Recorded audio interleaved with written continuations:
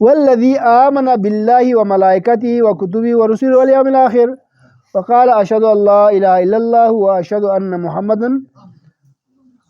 محمد رسول اللہ واقام الصلاۃ وآتى الزکاۃ وان کان ذا مال وصام شهر رمضان وحج البیت ان کان مستطیعا فلا يجوز لمسلم ان يكفره بسبب شيء يعتقده ولا يعلم حقیقت الامر ويزعم ان من لا يعتقده فهو کافر هذه عقیدۃ الجہال۔ تو یہ غور سے سنیں جی، اس کو ہم نے سب نے اس کا مفہوم ہو سکتا ہے عبادت کے ساتھ یاد رکھنا ہے، نہیں تو کم از کم اس کا مفہوم یاد رکھنا ہے۔ والذی آمن باللہ، جس نے اللہ پر ایمان لایا، جس نے وہ ملائکتی اس کے فرشتوں پر ایمان لایا، وہ کتبہ کتابوں پر ایمان لایا، اور رسلہ اور رسولوں پر ایمان لایا، والیوم الآخر اور آخرت کے دن پر ایمان، یعنی کلمہ بینا ایمان کے جو 5 ارکان ان پر اس نے ایمان لایا۔ وقال اشہد اللہ الہ الا اللہ، اور اس نے کہا یعنی اس نے گواہی دی، اشہد میں گواہی دیتا ہوں کہ اللہ کے سوا کوئی معبود نہیں ہے، واشہد ان محمد رسول اللہ، اور میں گواہی دیتا ہوں کہ محمد صلی اللہ علیہ وسلم اللہ کے رسول ہیں۔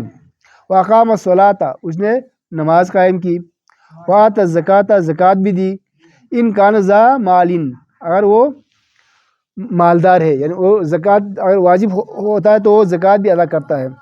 صام شہر رمضان، رمضان کے روزے رکھے، وحج البیت، اس نے خانہ کعبہ کا حج کیا، ان کان مستطیعا، جب اس کو استطاعت والا تھا۔ تو جب یہ 5 بنا ایمان، 5 بنا اسلام،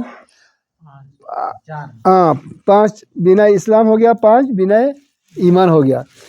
بنا ایمان پر ایمان رکھا، بنا اسلام پر اس نے عمل کر دیا، تو لا یجوز للمسلمین، پس جائز نہیں کسی مسلمان کے لیے ان یکفرہ، کہ اسے کافر قرار دے، بسبب شیء، کسی ایسے چیز کی وجہ سے یعتقد، وہ عقیدہ رکھتا ہے، ٹھیک ہے نا جی، ولا یعلم حقیقت الامر، اور خود کو اس کے حقیقت کا امر کا علم بھی نہیں ہے، ویزعم، اور وہ آدمی سمجھتا ہے کہ ان من لا یعتقدہ، کہ اگر وہ ایسا عقیدہ نہ رکھے وہ کافر، یہ کافر ہے۔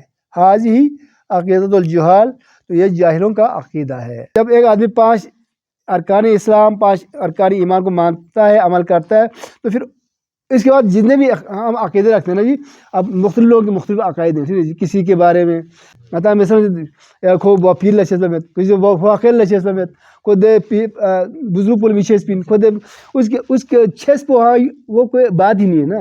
وہ عقیدہ اللہ رسول کو ماننا، جو ابھی شاہ نے بیان کیا 10 چیزیں، ان کو عقیدہ رکھنا ہے۔ باقی آتی ہے عقیدت، ان 2 چیز اس کو عقیدت کہہ سکتے ہیں۔ اس آپ کسی کا عقیدت ہو سکتا ہے، آپ کا کسی کا عقیدت نہیں ہو سکتا ہے، کوئی وہ بڑا ایشو نہیں ہے۔ تو پھر مطلب بعدوں کے لیے کوئی بعدوں کے ساتھ عقیدت رکھتا ہے تو ٹھیک ہے، میں آپ کو مانے نہیں کر سکتے، آپ عقیدت مت رکھو۔ کوئی بعدوں کے ساتھ اس کا عقیدت نہیں ہے تو آپ ہی نہیں، اس کو عقیدت یا فوکس بھی، ٹھیک ہے نا جی، یہ عقیدہ ہے ہی نہیں ہے۔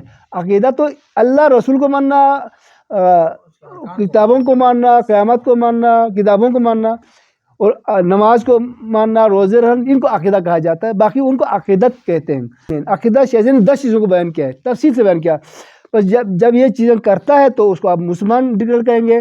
جو یہ 10 چیزیں پھر ان 10 کو چھوڑ دیں گے، ان کا انکار کریں گے، تب جا کے وہ کافر ہوگا، ورنہ کسی کو آپ کافر نہیں کہہ سکتے، وہ ایسا عقیدہ رکھنے والا ہی خود ہی جاہل ہے۔ تو لہٰذا جب معاملہ جب ادھر 10 چیزوں کو بیان کیا تو اور پھر جا کے آپ اصول اعتقادہ پڑھیں گے، اصول اعتقادہ میں تقریباً 16 عقائد بیان کیا ہے۔ ویجب ان تعتقد، واجب ہے اعتقاد رکھنا، واجب ہے اعتقاد رکھنا، تقریباً 16 چیزیں بیان کرنے کے بعد سیاست فرماتا ہے وَمَنِ اعْتَقَدَ حاض کا سوسی دی قدر دی یوج تھی خوش عقیدہ نا، اس کا ایمان مکمل ہے اور واقع للمطابق، واقع کے مطابق ہے، اس کو آپ اور کچھ نہیں کہہ سکتے۔ باقی آپ انفرادی کسی کے ساتھ کسی کا عقیدہ زیادہ ہوگا، کسی کے ساتھ کم ہوگا، ٹھیک ہے جی، کسی کے ساتھ محبت زیادہ ہوتی ہے، کسی کے ساتھ محبت کم ہوتی ہے، تو آپ اس کو اپنی ذاتی عقیدت کو دوسروں پر لاگو نہیں کر سکتے۔ کسی کو ماننے سے نہ اسلام سے خارج ہوتا ہے نہ کافر ہوتا ہے، ٹھیک ہے جی۔ ہم کسی بھی مسلمان کلمہ گو کو اس لیے کہتے ہیں، ہم اس کو کافر نہیں کہہ سکتے، ٹھیک ہے جی۔ ہم نے اپنے عقیدے، اپنی کتابوں کے مطابق، اپنے بزرگان کی تعلیمات کے مطابق ہم نے عمل کرنا ہے، اور یہ سوچنا ہے کہ ہماری تعلیمات سب سے بہتر ہے۔ لیکن اس کا مطلب یہ نہیں کہ ہماری تعلیمات بہتر ہو تو باقی سب کی تعلیمات غلط ہے، باقی سب کی تعلیمات غلط. یہ بات نہیں ہے, ٹھیک ہے جی. ہماری تعلیمات سب سے اچھا ہے, لیکن باقی کا اپنی تعلیمات ان کے مطابق ٹھیک ہے. کلمہ بنا ایمان کتنے, بنا ایمان کتنے 5, کیا کیا ہیں؟